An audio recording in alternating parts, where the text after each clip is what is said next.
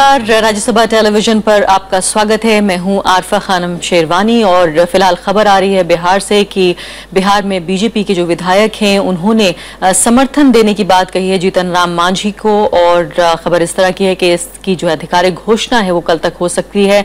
और साथ ही अब नीतीश कुमार ये भी कह रहे हैं कि वो सरेआम माफी मांगने को तैयार हैं कि उन्होंने क्यों मुख्यमंत्री के पद से इस्तीफा दिया। ये इस खबर पर जरूर हम आएंगे, लेकिन हेडलाइंस पर नजर डाल लेते हैं।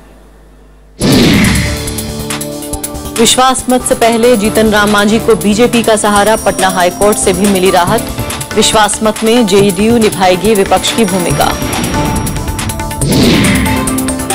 पाकिस्तानी नौका आग मामले में नया विवाद, डीआईजी लोशाली के खुलासे पर कार्रवाई के संकेत, बयान पर रक्षा मंत्रालय कायम। रक्षा क्षेत्र में मेक इन इंडिया को बढ़ावा, आत्मनिर्भर बनने पर जोर, प्रधानमंत्री ने की विदेशी रक्षा कंपनियों से भागीदारी निभाने की अपील। दिल्ली को बिजली में आत्मनिर्भर बनाने की पहल, 4000 मेगावाट बिजली के लिए कोल ब्लॉक पर दावेदारी। जम्मू कश्मीर और नागालैंड में भी स्वाइन फ्लू की चपेट में आ रहे हैं दोनों राज्य। राजस्थान में 7 और मरीजों की गई जान, कांग्रेस का सरकार पर लापरवाही का आरोप।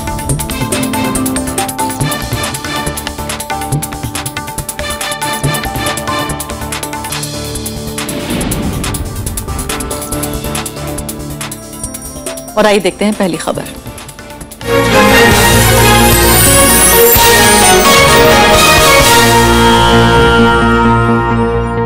बिहार में 20 फरवरी को होने वाले विश्वास मत जो होगा उससे पहले जीतन राम मांझी के लिए राहत की खबर आई है कि बीजेपी विधायकों ने उनका समर्थन करने का संकेत दिया है। वहीं पटना हाई कोर्ट से भी उन्हें सरकारी फैसले लेने की छूट मिल गई है। हालांकि आज विधानसभा में भी सीट अरेंजमेंट पर बैठक रही, काफी हंगामेदार रही। पटना में बुधवार को विधानसभा स्पीकर उदय नारायण चौधरी ने सर्वदलीय बैठक बुलाई। बैठक में तय हुआ कि विश्वास मत के दिन यानी 20 फरवरी को अलग अलग पार्टियों को बैठने के लिए जगह तय करने का फैसला स्पीकर ही करेंगे। जेडीयू चाहती है कि उसे विपक्ष में बैठने दिया जाए, लेकिन बीजेपी इसके लिए तैयार नहीं है। बीजेपी बैठक में शामिल तो हुई, लेकिन बाद में वॉकआउट कर गई। विधानसभा में जनता दल यू के विधायक दल के नेता श्री विजय कुमार चौधरी जी ने दावा किया है और इस दावे के पीछे संख्या बल है और तर्क है। ये अभी विधानसभा के अध्यक्ष महोदय के विचाराधीन है। शुक्रवार को फैसला हो जाएगा कि बहुमत किसके साथ है, तो जो सदन का नेता चुना जाएगा वो मुख्यमंत्री बनेगा और बाकी लोग विपक्ष में रहेंगे। आज बीजेपी मुख्य विरोधी दल है। अगर कल परिस्थितियां बदल जाती हैं तभी स्पीकर को पुनर्विचार करना चाहिए, अन्यथा वर्तमान जो व्यवस्था है उसमें कोई बदलाव की आवश्यकता नहीं है। 243 सदस्यों वाली बिहार विधानसभा में फिलहाल 10 सीटें खाली हैं। किसी भी पार्टी को बहुमत के लिए 117 विधायकों के समर्थन की दरकार होगी। पूर्व मुख्यमंत्री और जेडीयू नेता नीतीश कुमार 130 विधायकों के समर्थन का दावा कर रहे हैं। इनमें जेडीयू के अधिकतर विधायकों के अलावा आरजेडी के 24, कांग्रेस के 5, सीपीआई का 1 और 1 निर्दलीय विधायक शामिल है। उधर मांझी का दावा है कि उनकी सरकार 20 फरवरी को जादुई आंकड़ा हासिल कर लेगी। 2 दिन बच गया है तो 20 तारीख को आप लोग देखेंगे ना, हम लोग एकदम विश्वास मत प्राप्त करेंगे।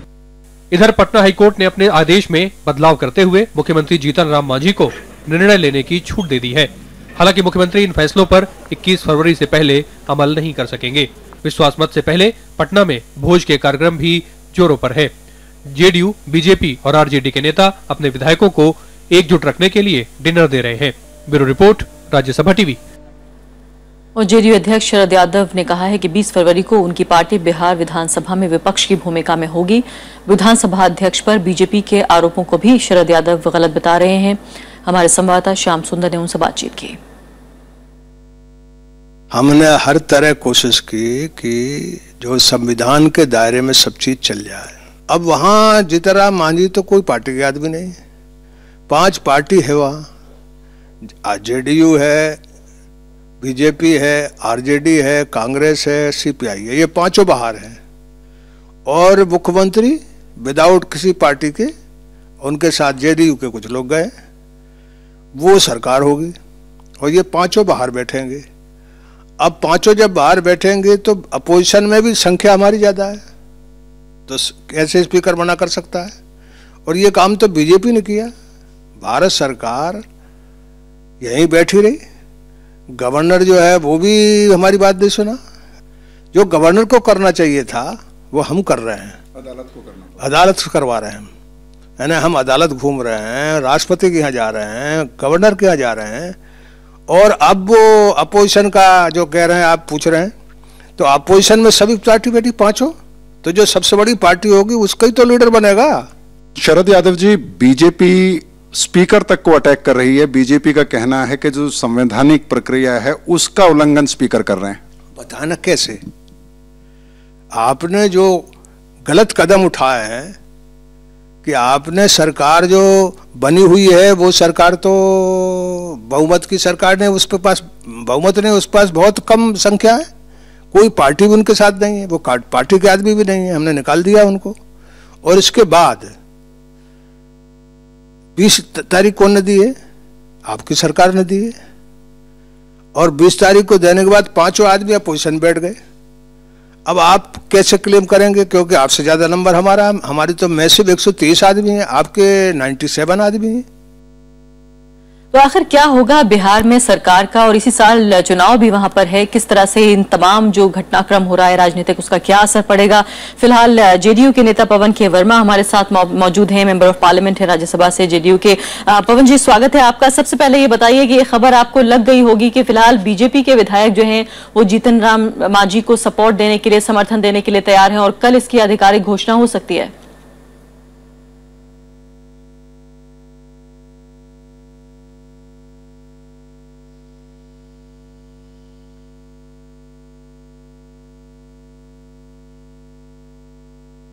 लगता है पवन जी तक जो है हमारी आवाज नहीं पहुंच रही है। हम कोशिश करेंगे कि उनसे बातचीत करें, लेकिन इस बीच महत्वपूर्ण बात यह है कि फिलहाल इसको लेकर भी काफी दिलचस्प तस्वीर बन रही है कि आखिर जब फ्लोर पे टेस्ट होगा, ट्रस्ट वोट पड़ेंगे, तो आखिर विपक्ष में कौन होगा। अभी फिलहाल जेडीयू की तरफ से बात यह आ रही है कि विपक्ष की भूमिका निभाएगी जेडीयू, और देखना यह है कि बीजेपी के जो विधायक हैं वो समर्थन करने को तैयार हो रहे हैं और कल इसकी आधिकारिक घोषणा हो सकती है।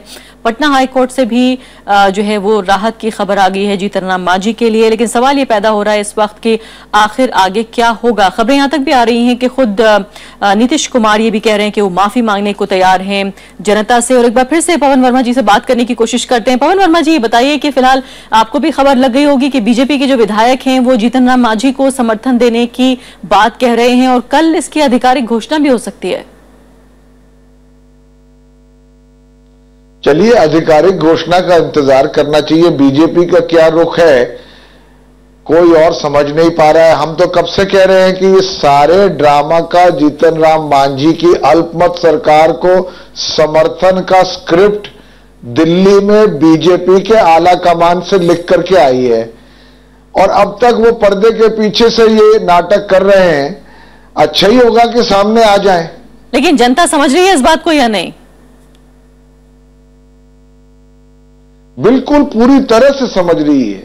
जनता समझ गई है कि एक जोड़ तोड़ की सरकार बनाने में, सुशासन को पटरी से अलग करने में, नीतीश कुमार जी के नेतृत्व में सरकार बनने में, जिनके पास पूर्ण बहुमत है, जो कि जग जाहिर और सिद्ध कर चुके हैं, इन सब चीजों के खिलाफ बीजेपी जीतन राम मांझी को कठपुतली बना करके ये राजनीतिक षड्यंत्र कर रही है। लेकिन पवन वर्मा जी, सवाल ये पैदा हो रहा है कि अब नीतीश कुमार ये कह रहे हैं कि उनसे गलती हो गई, उन्हें इस्तीफा नहीं देना चाहिए था, वो जनता से माफी मांगने को तैयार हैं।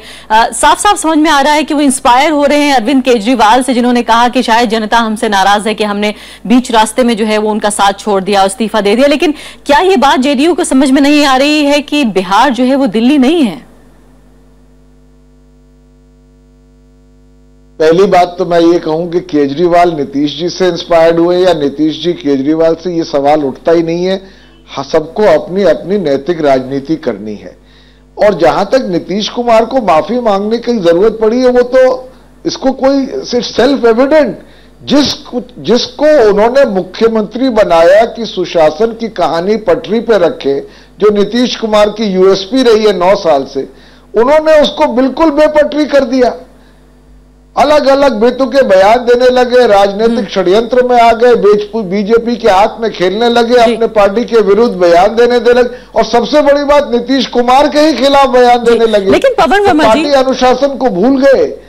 इसलिए अगर उन्होंने कहा कि मैंने गलती की है, तो ये तो उनकी विनम्रता और सत्यनिष्ठा की निशानी। चलिए मान लेते हैं, लेकिन पवन वर्मा जी समझ में ये नहीं आता। अभी आपने पिछले सवाल में मेरे कहा था कि जनता समझ रही है, आपने कहा बिल्कुल समझ रही है, फैसला देगी जल्द। लेकिन ये बताइए कि आखिर इतनी पुरानी बात भी नहीं हुई कि हमें याद ना आए कि आखिर नीतीश कुमार ने क्यों इस्तीफा दिया था, किस बात की जिम्मेदारी ली थी, वो जिम्मेदारी कहां गई।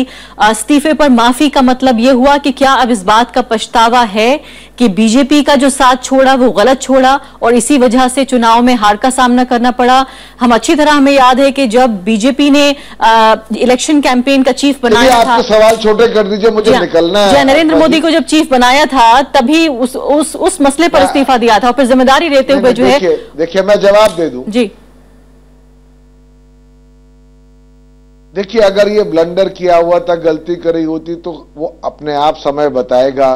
अभी दिल्ली में निष्कर्ष आए ही हैं, शायद कोई ऐसी सरकार नहीं बनी होगी पूर्ण बहुमत से जिसका इतनी जल्दी लोगों से विश्वास हटा हो। दूसरी बात, जो ये सामाजिक अस्थिरता का माहौल है जिसमें इस तरह से धार्मिक ध्रुवीकरण हो रहा है, घृणा और हेट्रेड की राजनीति हो रही है, छोड़िए वो समय बताएगा। नहीं, लेकिन समझ में नहीं आया। मैं आपसे जरूर क्लैरिटी चाहती हूँ इस बात पर, मैं क्लैरिटी जरूर चाहती हूँ कि जिस बात की जिम्मेदारी लेते हुए इस्तीफा दिया गया, क्या अब वो वजह नहीं है क्या? आपको मैं संक्षिप्त जवाब देता हूं। उस वक्त उन्होंने नैतिक जिम्मेदारी लेकर इस्तीफा दिया और उनकी अभी भी मंशा नहीं थी कि असेंबली इलेक्शन के पहले वो आए, पर नीतीश कुमार का सबसे बड़ी प्राथमिकता सुशासन और गुड गवर्नेंस है। बिहार की गवर्नेंस की स्टोरी को बिखरते हुए वो नहीं देख सकते। उन्होंने बड़ी कोशिश की कि मांझी जी फिर से उसको पटरी पे ले आए। जब वो देखा कि नहीं हो रहा है और बीजेपी भी उनके साथ जुड़ गई है, तब उन्होंने अपने इस्तीफा को वापस लेने की पहल की, केवल इसलिए कि उनकी प्रायोरिटी है गुड गवर्नेंस इन बिहार। चलिए पवन वर्मा जी, अब जनता आपने कह दिया है कि सब जानती है और वो फैसला जल्द देगी, इंतजार हम इस बात का करेंगे। लेकिन सवाल का साफ हमें जवाब अभी तक भी नहीं मिला, फिर भी आप आए, आपने समय दिया, बहुत बहुत शुक्रिया। तो फिलहाल ये थी हमारी पहली खबर।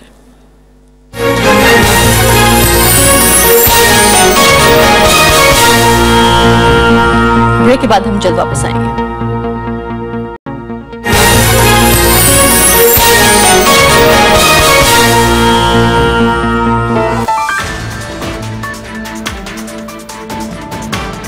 किसी भी धर्म पर हमला नहीं होगा बर्दाश्त।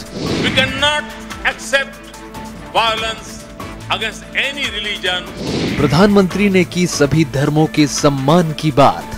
There is complete freedom of faith and that everyone has the undeniable right. हर नागरिक को है धर्म अपनाने और चुनने की आजादी। देखिए देश देशांतर, बर्दाश्त नहीं धार्मिक हिंसा, आज रात 8:30 बजे।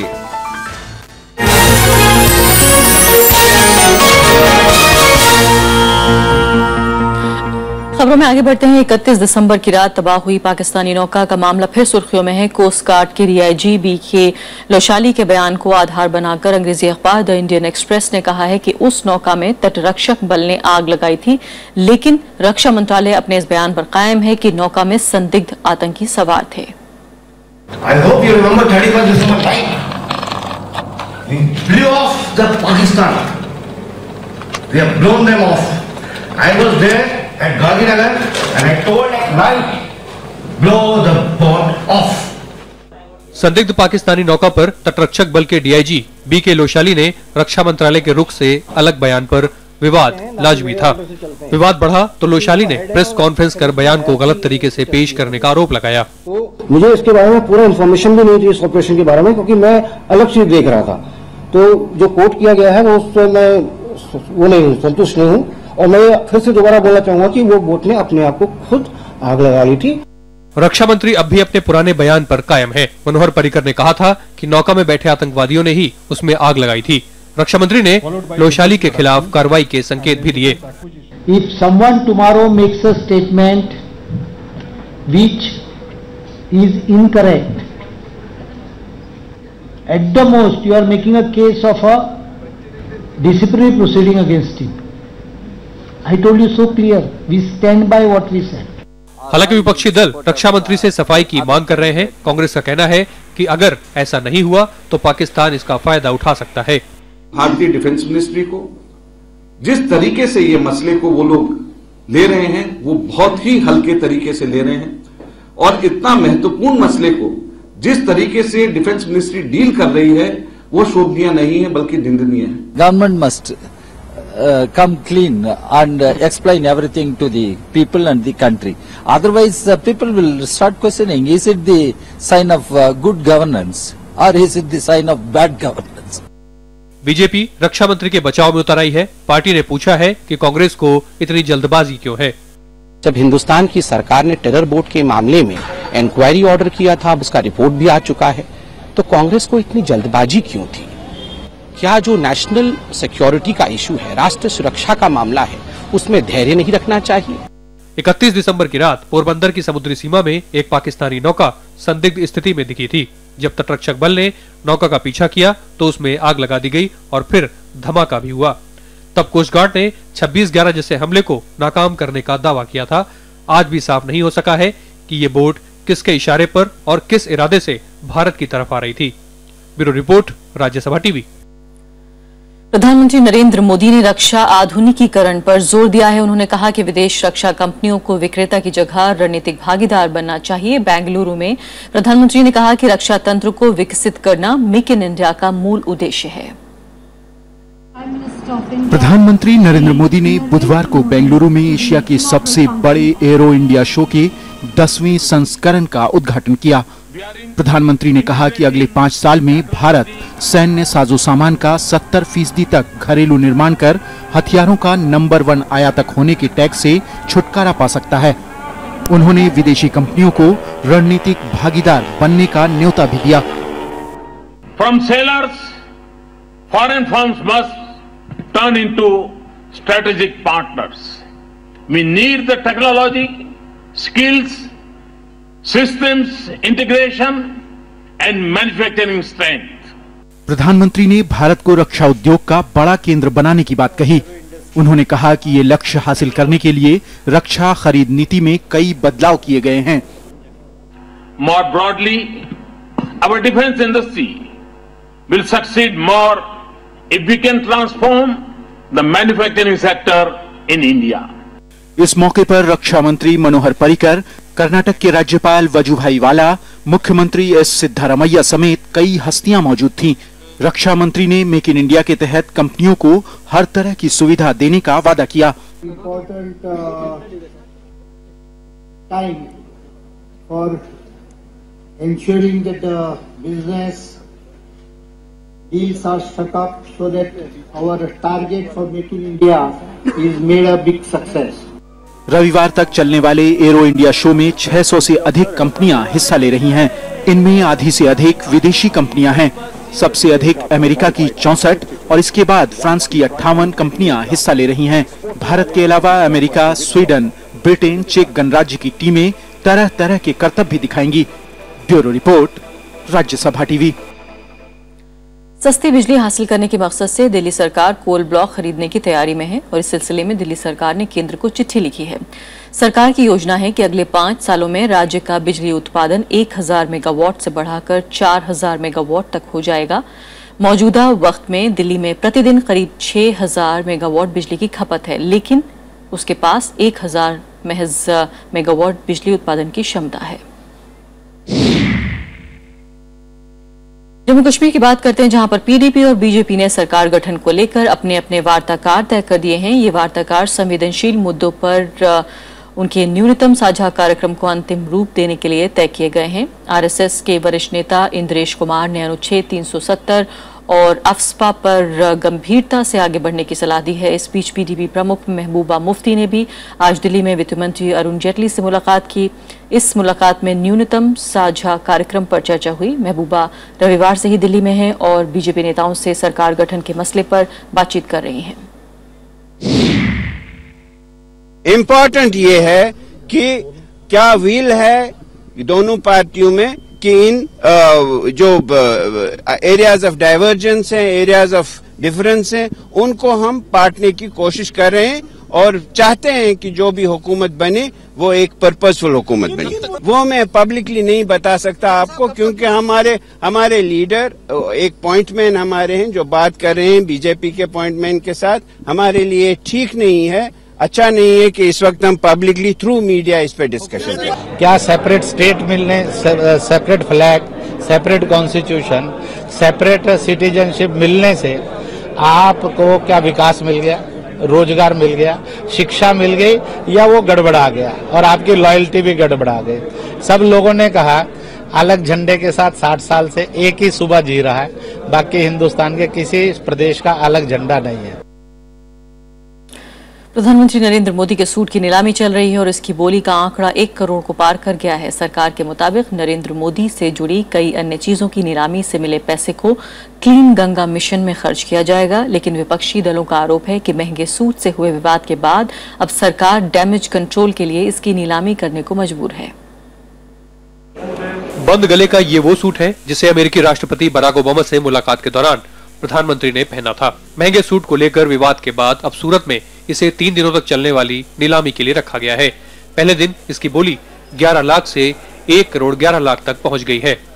अभी 51 लाख की लगाई है और ये जो अमाउंट है वो गंगा की सफाई में जा रहा है।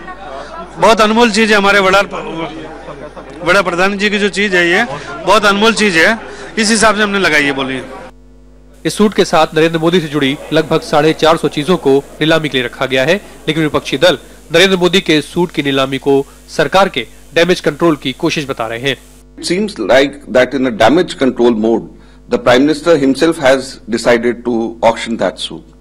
Well, this thing raises a few very important questions, which I think the Prime Minister or the BJP needs to reply. आज तक विश्व के इतिहास में किसी नेता ने या सूट पहनने वाले ने अपना नाम ही खुदवा लिया हो सूट पर, यह इतिहास की पहली घटना है। उधर बीजेपी ने विपक्षी दलों पर सस्ती राजनीति करने का आरोप लगाया है। जहां तक मोदी जी के व्यक्तित्व और कृतित्व की बात है, इस ढंग के विषय पर भी जो आज उन्होंने किया है कि उसकी नीलामी होकर वो नमामि गंगे कार्यक्रम में लगेगा, ये मोदी जी के सोच, मनोभाव और व्यक्तित्व का परिचायक है। हाल के चुनाव में इस सूट की महंगी कीमत को लेकर राजनीतिक दलों ने सरकार पर कई सवाल उठाए थे, जिसके बाद इस नीलामी के रास्ते को सरकार ने अपनाया है। ये सूट एक अनिवासी भारतीय व्यवसायी ने प्रधानमंत्री नरेंद्र मोदी को तोहफे में दिया था। Bureau report, Rajya Sabha TV. देश में स्वाइन फ्लू से संक्रमित लोगों की तादाद 9000 का आंकड़ा पार कर चुकी है, जबकि इससे अब तक 650 से ज्यादा लोगों की मौत हो चुकी है। बीमारी को लेकर राजनीतिक हमले भी तेज हो गए हैं। राजस्थान में बुधवार को स्वाइन फ्लू से ग्रसित 7 लोगों की मौत हो गई। इसके साथ राज्य में मरने वालों का आंकड़ा बढ़कर 183 हो गया। हालात को देखते हुए नेशनल लॉ यूनिवर्सिटी जोधपुर को अगले 10 दिनों के लिए बंद कर दिया गया है। कांग्रेस ने राज्य सरकार पर हालात को गंभीरता से नहीं लेने का आरोप लगाया है। 8-9 मौतें रोज हो रही है, 10 मौतें रोज हो रही है और नए स्वाइन फ्लू के मरीज भी रोज आ रहे हैं। हर जगह की बात मैं करना चाहूँ तो ऐसे में सरकार पूरी तरह से नाकामयाब है। सरकार को आम जन की और जो खास करके लोगों की किसी की कोई फिक्र नहीं है। वहीं दिल्ली सरकार ने हालात से निपटने के लिए सभी अस्पतालों को अलर्ट पर रखा है। साथ ही इससे ग्रसित लोगों को मुफ्त चिकित्सा मुहैया कराई जा रही है। दिल्ली सरकार ने कहा है कि इस मामले को देखेंगे और साथ ही साथ जितने सरकारी अस्पताल हैं जहां पर इस तरह के परीक्षण होते हैं वो फ्री ऑफ कॉस्ट होते हैं, उनकी क्षमता बढ़ाई जाए ताकि किसी को दिक्कत ना आए। बिगड़ते हालात के बीच स्वास्थ्य मंत्री जेपी नड्डा ने एक उच्च स्तरीय बैठक कर हालात का जायजा लिया। साथ ही राज्यों से मिली रिपोर्ट और इस संक्रामक बीमारी से निपटने के तौर तरीकों का मूल्यांकन किया। गुजरात में अब तक 155, मध्य प्रदेश में 81, पंजाब में 24, हरियाणा में 15 लोग इस बीमारी से जान गंवा चुके हैं। जम्मू कश्मीर भी इससे अछूता नहीं है, वहां 2 लोगों की मौत हो चुकी है। Bureau report, Rajya Sabha TV. आतंकी संगठन आईएस ने 40 से ज्यादा लोगों को जिंदा जलाने का दावा किया है। हालांकि अभी इसकी पुष्टि नहीं हो सकी है। वहीं नाइजीरिया में आतंकी संगठन बोको हराम ने चुनाव में बाधा डालने के इरादे से आतंकी हमले तेज कर दिए हैं। नाइजीरिया में चुनाव की तारीख जैसे जैसे करीब आती जा रही है, बोको हराम के हमले तेज होते जा रहे हैं। मंगलवार को बोको हराम के निशाने पर रहा देश का पूर्वोत्तर शहर बियू। यहां सेना के चेक पॉइंट के करीब हुए आत्मघाती हमले में 36 लोग मारे गए। इस बीच बोको हराम ने एक वीडियो जारी कर और हमले की धमकी दी है। नाइजीरिया में 28 मार्च को चुनाव होने हैं।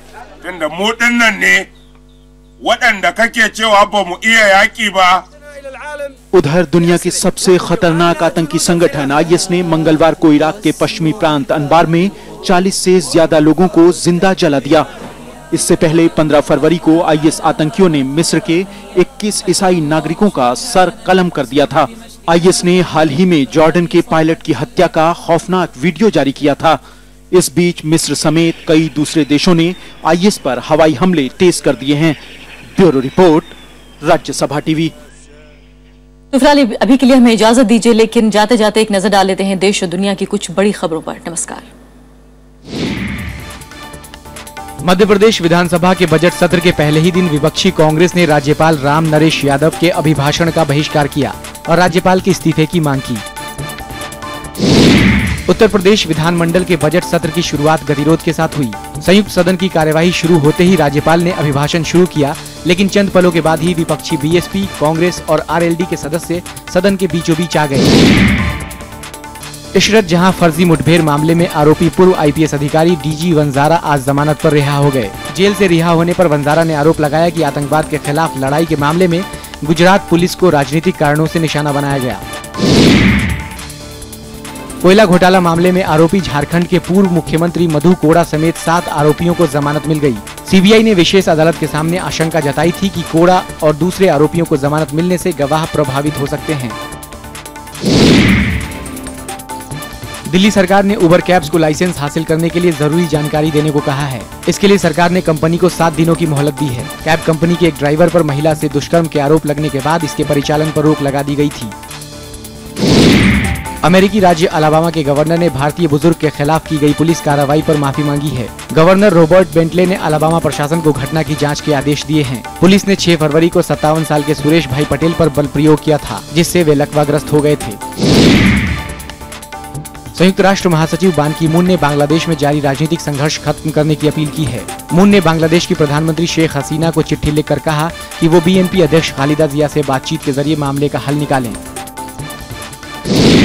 विश्व कप क्रिकेट पूल ए के लीग मैच में आज बांग्लादेश ने अफगानिस्तान को 105 रनों से मात दे दी। बांग्लादेश ने अफगानिस्तान के सामने 267 रनों का लक्ष्य रखा। इसके जवाब में अफगानिस्तान की पूरी टीम 162 रन बनाकर ऑल आउट हो गई।